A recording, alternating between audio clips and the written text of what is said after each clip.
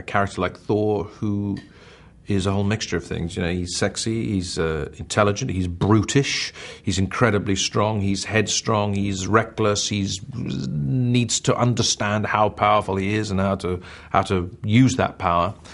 Very complicated in a good way. And inside this sort of family dynastic story that's also about, you know, it's about fathers and sons and mothers and daughters, ancient feuds, sibling rivalries, like the best kind of cross-genre sort of movie.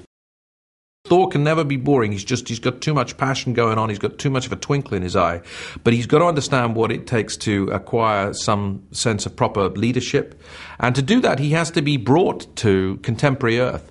So Thor is robbed of his powers, banished, very much in his father's bad books, and almost tragically and almost finally so.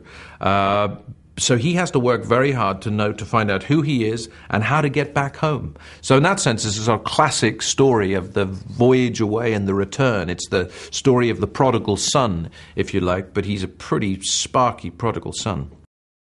At the center of it, we've got to absolutely root for Thor. We've got to root for the man who, you know, he gets empowered when he's 17, 18 years old, and he gets an enormous weapon put in his hand, and he's got to learn how to deal with it.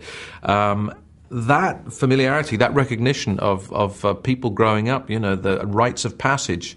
We've all been there. We all have problems with parents. We all have challenges within families. We have challenges with our siblings. We have challenges